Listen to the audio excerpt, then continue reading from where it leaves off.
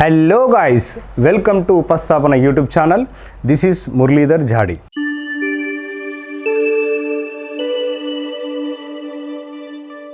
Actually, మనం ఈరోజు NRSC Technician B Electronic Mechanic Subjects. So previous year question paper సిరీస్లో ఉన్న 2017 నవంబర్ 19th నాడు ఈ పరీక్ష నిర్వహించడం జరిగింది. అయితే ఈరోజు ఈ సెషన్లో మనం ఏసీ సర్క్యూట్స్ గురించి డిస్కస్ చేస్తున్నాం. సో ఆల్రెడీ మనం డీసీ సర్క్యూట్స్ కంప్లీట్ అయింది, ఎలక్ట్రీషియన్కి కంప్లీట్ అయింది, యాజ్ వెల్ యాజ్ ఎలక్ట్రానిక్ వాళ్ళకు కూడా కంప్లీట్ అయింది. అయితే ఫస్ట్ ఆఫ్ ఆల్ యాస్పిరెంట్స్ గుర్తుపెట్టుకోండి, డీసీ సర్క్యూట్స్ ఏసీ సర్క్యూట్స్ అనేది కామన్ ఫర్ ఎలక్ట్రీషియన్కి అండ్ ఎలక్ట్రానిక్ మెకానిక్ వాళ్ళకు కూడా కామనే. యాస్పిరెంట్స్ ఇన్స్ట్రుమెంటేషన్ వాళ్ళు కూడా ఫాలో అవ్వచ్చు. Previous year question paper 2017 subject వచ్చి ఏసీ సర్క్యూట్స్. ఏసీ సర్క్యూట్స్ నుండి మనకు ఎన్ని క్వశ్చన్స్ అపియర్ అంటే 5 క్వశ్చన్స్ అపియర్ అయ్యాయి. ఆ 5 క్వశ్చన్స్ గురించి మనం డిస్కస్ చేస్తాం. ఓకే, క్వశ్చన్ అనేది స్క్రీన్ పైన కనబడుద్దండి, మీకు క్వశ్చన్ అనేది స్క్రీన్ పైన కనబడుద్ది along with the options. Okay, in LR circuit, ఒక LR circuit if L equal to 1 micro henry and R equal to 1 kilo ohm.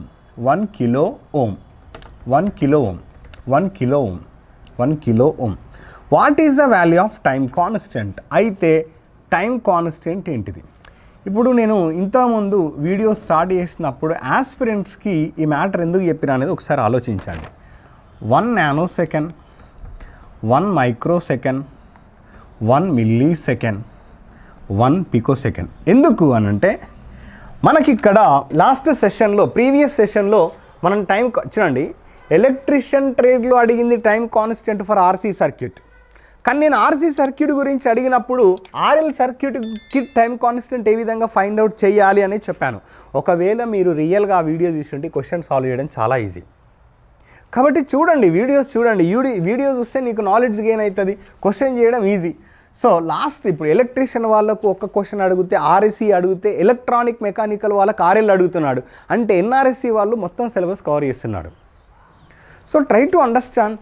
So time constant units ఏంటిది? దీని యొక్క యూనిట్స్ వచ్చి సెకండ్స్ అండి. సెకండ్స్ని దేంతో చూపిస్తాం? Yes.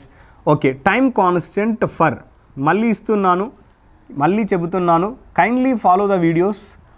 Time constant for RC సర్క్యూట్కి టైం కాన్స్టెంట్ దేంతో చూపిస్తాం?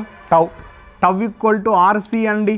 లేదు అని అంటే R equivalent into C equivalent. ప్రమాణాలు ఏంటిది? సెకండ్. ప్రమాణాలు ఏంటిది? సెకండ్. ఇప్పుడు నువ్వు గమనించు, సార్ ఆర్ ఈక్వలెంట్ ఎందుకు వచ్చింది, సి ఈక్వలెంట్ ఎందుకు అంటూ ఒక సింగిల్ సర్క్యూట్ ఉంది, అక్కడ నువ్వు రెసిస్టర్లు చాలా ఉన్నాయి, కెపాసిటర్ చాలా ఉంది. అప్పుడు ఆ సర్క్యూట్ మొత్తంలో ఆర్ ఈక్వలెంట్ ఫైండ్ అవుట్ చేయాలి, సి ఈక్వలెంట్ ఫైండ్ అవుట్ చేయాలి. ఆ ఫైండ్ అవుట్ చేసిన ఆర్ ఈక్వలెంట్ని సి ఈక్వలెంట్ని గుణకారం చేస్తే నీకు వచ్చేది ఏంటిది? Time constant. సో మల్టిప్లై చేస్తే నీకేమొస్తుంది? ఆర్సీ. కానీ ఇక్కడ మనకు రెండే ఎలిమెంట్స్ మెన్షన్ చేసిండు కాబట్టి like RC tau equal to L/R అని చెప్పొచ్చు. Second one RL circuit. ఇక్కడ నీకు చాలా డౌట్ రావచ్చు, సరే సిరీస్ సర్క్యూట్ ఉంటుందా, ప్యారలల్ సర్క్యూట్ ఉంటుందా, ఆర్ఎల్ సిరీస్, ఆర్సీ, అవన్నీ ఏం లేదండి. రెండే ఎలిమెంట్స్ ఉన్నట్టు మీరు తీసుకోవచ్చు యాజ్ ఇట్ ఈస్గా. ఒకవేళ మోర్ దెన్ 2 రెసిస్టర్స్ ఉంటే either connected in series or parallel, నువ్వు ఆర్ ఈక్వలెంట్ ఫైండ్ అవుట్ చేయాలి. అదేవిధంగా ఎల్ ఈక్వలెంట్ ఫైండ్ అవుట్ చేయాలి. ఒకవేళ కెపాసిటర్ ఉంటే కెపాసిటర్ ఈక్వలెంట్ కూడా ఫైండ్ అవుట్ చేయాలి. So tau equal to RL అన్నాడుగా, L/R సెకండ్. లేదు అని అంటే L equivalent by R equivalent into units ఏంటిది? సెకండ్స్. మరి అడిగింది ఏంటిది? టైం కాన్స్టెంట్ ఫర్ ఎల్ఆర్ కదా.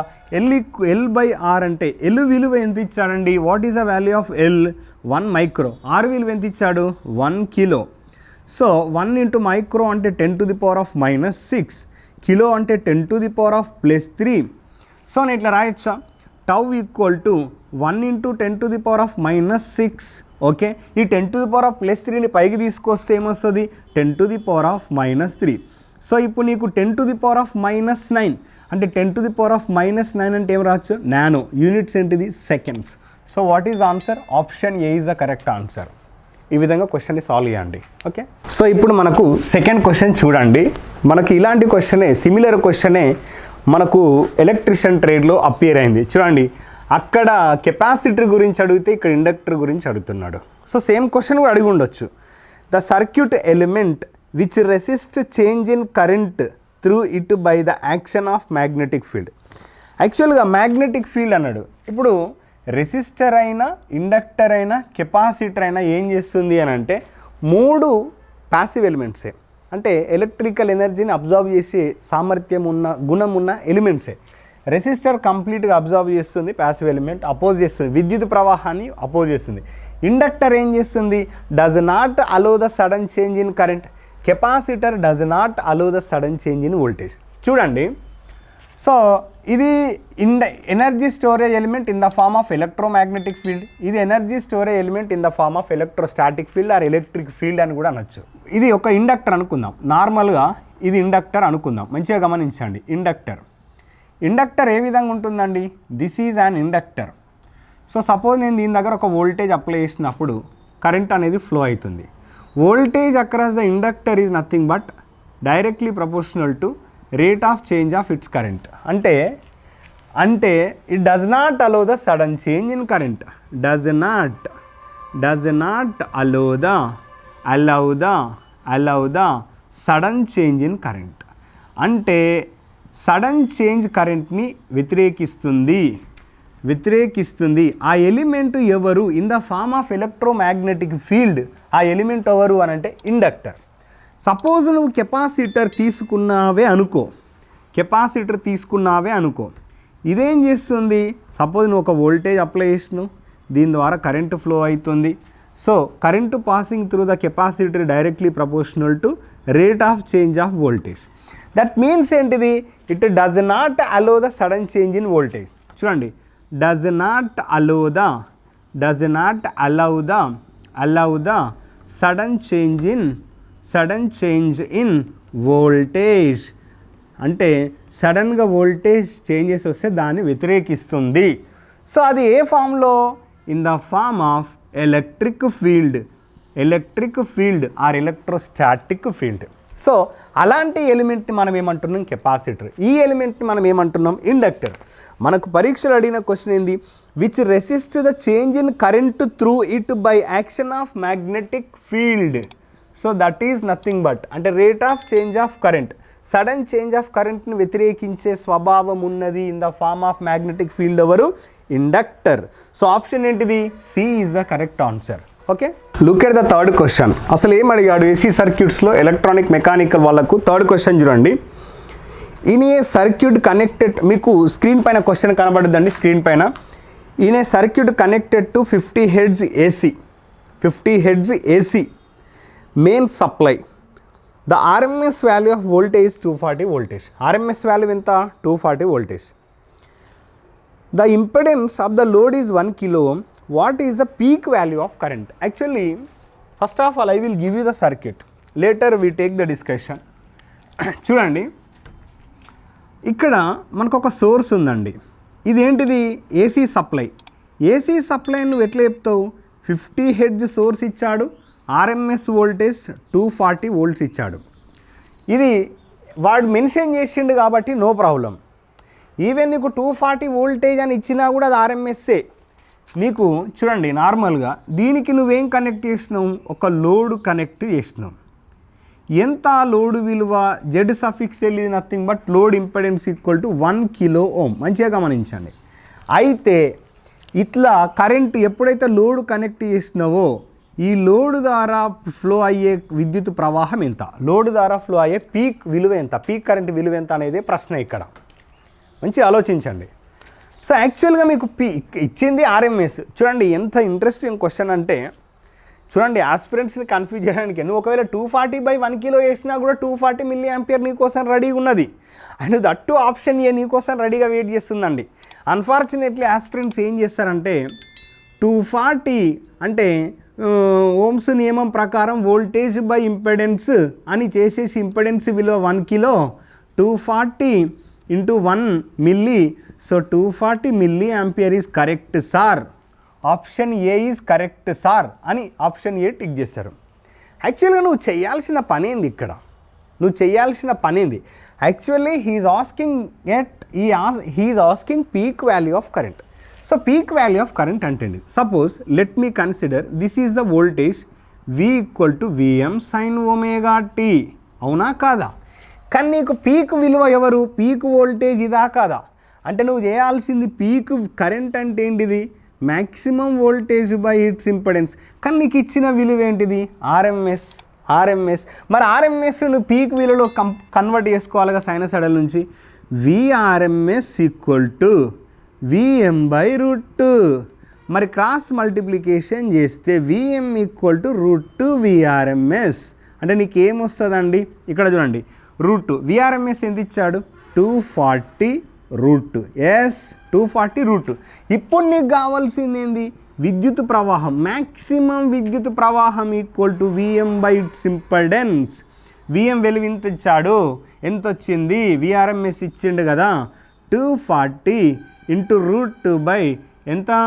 1 కిలో. ఇప్పుడు చెప్పండి, 240 ఇంటూ √2 ఏంటిది? Milli ampere.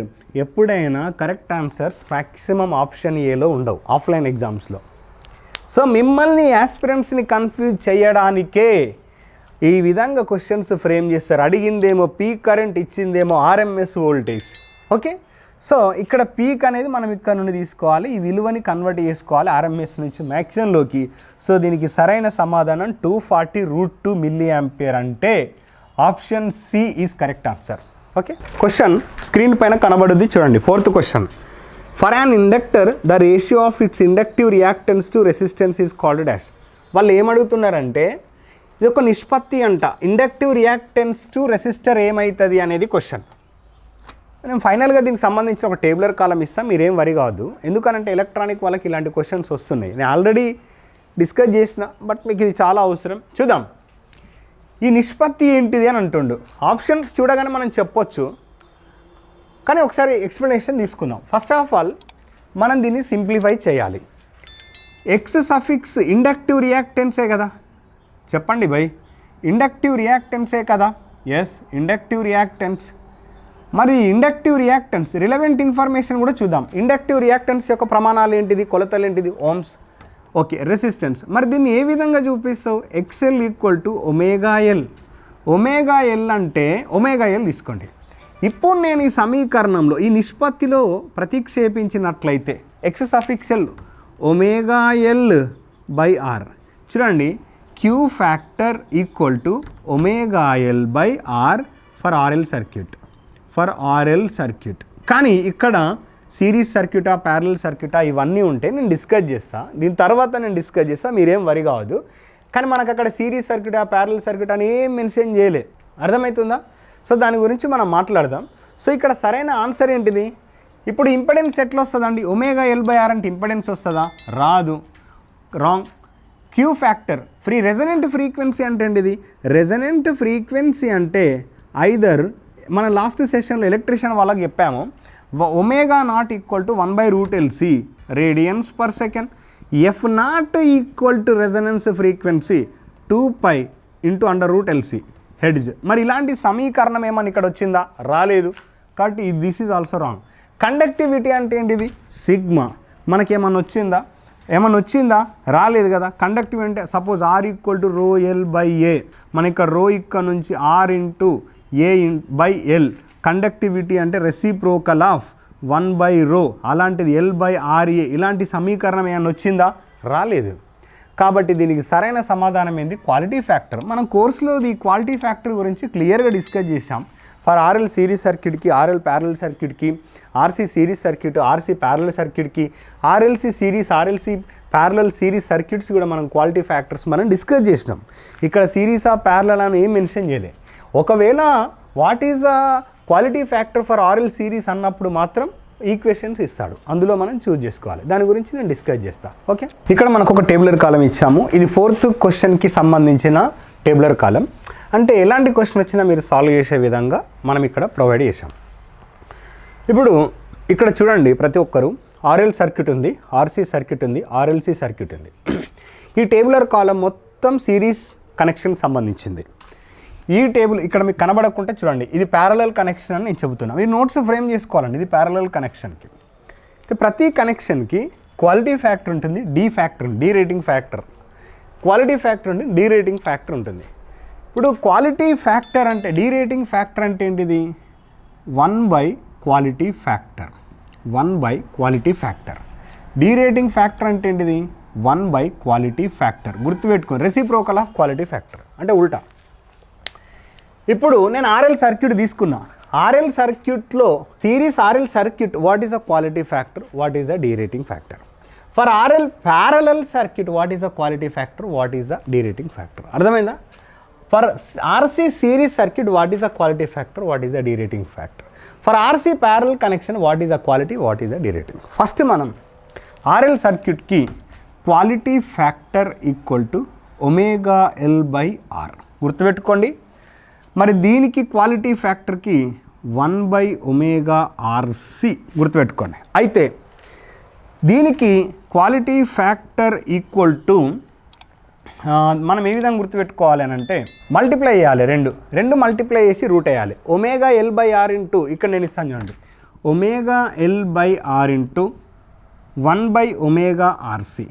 ఓకే, రెండింటిని మల్టిప్లై చేసిన రూట్ వేస్తే ఏమొస్తుంది, ఒమేగా క్యాన్సల్, నీకు ఏమొచ్చింది 1/R², అంతే కదా.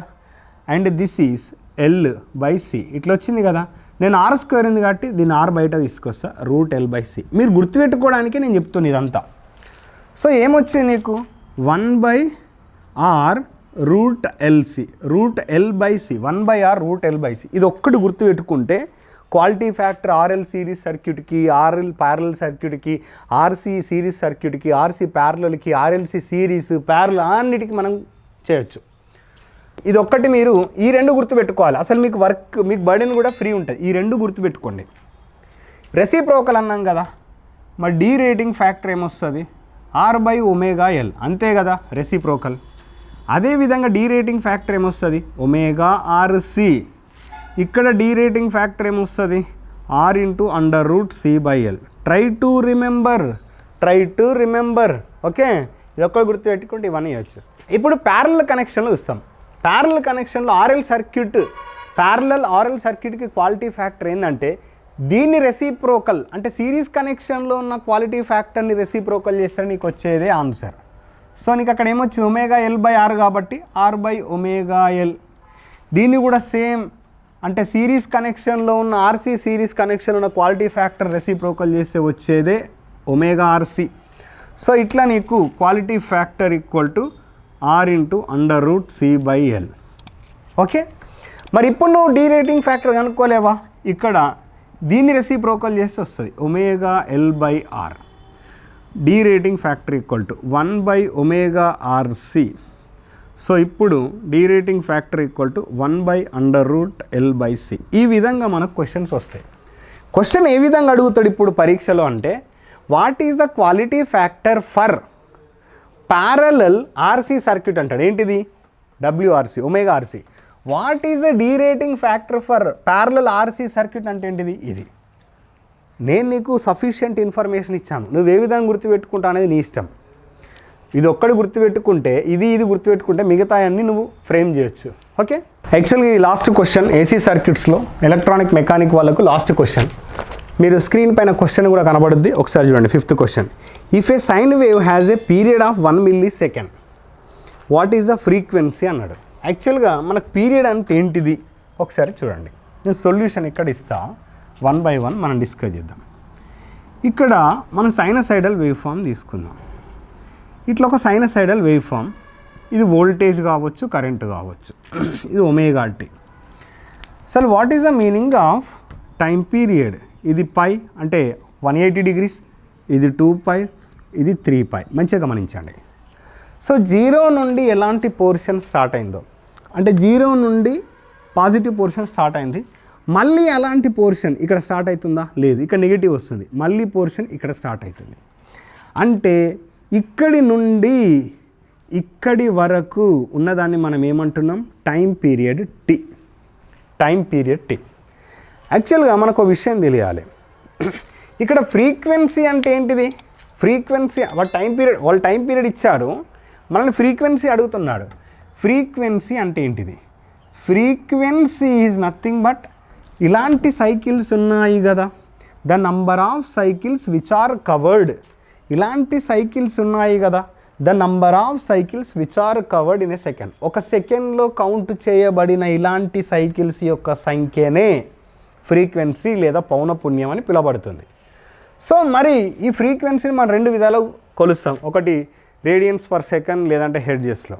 సో ఫ్రీక్వెన్సీకి చూడండి, నార్మల్గా మీరు గమనించండి, ఫ్రీక్వెన్సీ అంటే ఏమన్నావు, ఒక ఎన్ సైకిల్స్ అని నువ్వు తీసుకున్నావు, ఎన్ సైకిల్స్. మరి ఎన్ సైకిల్స్ పట్టడానికి ఎంత టైం పట్టింది, 1 సెకండ్లో అని అన్నావు. మరి నీకు టైం పీరియడ్ అంటే ఏంటిది, ఇక్కడ నార్మల్గా గమనించండి, టైం పీరియడ్ అంటే ఏంటిది, ఒక సైకిల్కి ఎంత టైం పట్టింది అనే దాన్నే కదా నువ్వు టైం పీరియడ్ అంటున్నావు. అంటే time period equal to 1 second by, అంటే మొత్తం టోటల్ టైం పీరియడ్ అంటే మొత్తం సైకిల్స్కి పట్టిన సమయం ఎంత, 1 సెకండ్, అంటే 1 సెకండ్ మొత్తం టైం బై మొత్తం సైకిల్స్ యొక్క సంఖ్య, అంటే 1 సెకండ్ బై మొత్తం సైకిల్స్ యొక్క సంఖ్య, అంటే దాన్ని మనం ఏమంటున్నాం, సైకిల్ యొక్క సంఖ్య ఫ్రీక్వెన్సీ. అంటే time period is nothing but reciprocal of frequency అనొచ్చా. నేను అడిగింది ఏంటిది, టైం ఇచ్చాడు, ఫ్రీక్వెన్సీ అడుగుతున్నాడు. Frequency equal to 1/t. 1/t, tea ఎంత ఇచ్చాడు, 1 మిల్లీ సెకండ్. మిల్లీ అంటే ఎంత, 10⁻³ ఇప్పుడు మిల్లీని పైకి తీసుకెళ్తే ఎంత, 10⁻³ అంటే 10⁻³ అంటే దీన్ని మనం ఏం రాయొచ్చు, kilo hertz, 1 kilo hertz. So దీనికి సరైన సమాధానం option C is correct answer. ఈ విధంగా మీరు క్వశ్చన్ సాల్వ్ చేయాలండి. Either question is appearing from AC circuits or DC circuit. మీరు క్వశ్చన్ ఎంత బాగా అర్థం చేసుకున్నారు అనేదే ఇంపార్టెంట్. మీరు ఏ కాంపిటేటివ్ ఎగ్జామ్ అయినా తీసుకోండి. సో ఈ విధంగా యాస్పిరెంట్స్కి సరైన గైడెన్స్, అదేవిధంగా సరైన సబ్జెక్ట్, ఏ నోటిఫికేషన్ వచ్చినా దానికి సంబంధించిన previous year question paper analysis and weightage and దానికి సంబంధించిన ఎక్స్ప్లెనేషన్ కూడా ప్రొవైడ్ చేస్తాం. స్టూడెంట్స్ ఎగ్జామ్లో కేర్ఫుల్గా ఉండే విధంగా మన వంతు కాంట్రిబ్యూషన్ కూడా సెంట్రల్ గవర్నమెంట్ వేకెన్సీస్లో మన వాళ్ళు కూడా నిలబడాలి, మన వాళ్ళు కూడా ఉద్యోగాలు చేయాలి, మన తెలంగాణ, ఆంధ్రప్రదేశ్, మన సౌత్ ఇండియా నుండి. ఎందుకంటే చాలామంది యాస్పిరెంట్స్ ఎక్కడి నుండో వచ్చి మన తెలుగు రాష్ట్రాల్లో జాబ్ చేస్తున్నారు. మనం ఎందుకు చేయకూడదు, మనం ఈ అవకాశాన్ని ఎందుకు యూజ్ చేసుకోకూడదు, ఎందుకు మిస్ చేసుకోవాలి. కాబట్టి మీకు నేను సబ్జెక్ట్ ఇవ్వడానికి నేను సిద్ధంగా ఉన్నా. ఎంతమంది మీరు దీన్ని ఉపయోగించుకుంటారు అనేది మీరు డిసైడ్ చేసుకోవాలి. Okay, once central government job వచ్చిందంటే మీరు వెనక్కి తిరిగి చూడాల్సిన అవసరం లేదు. ఓకే, ఇలాంటి వీడియోస్ మనం మళ్ళీ ముందు చేస్తూ ఉంటాం. Kindly share the video and like the video. మీరు వీడియోని లైక్ చేశారనుకోండి, అది ఇంకా ఎక్కువ మందికి వెళ్తుంది. సో అదేవిధంగా సబ్స్క్రైబ్ చేయని వాళ్ళు ఎవరైనా ఉంటే సబ్స్క్రైబ్ చేయండి. యూస్ఫుల్ ఇన్ఫర్మేషన్ వస్తుంది ఏదైనా వీడియో పోస్ట్ చేయగానే. Thank you, all the best.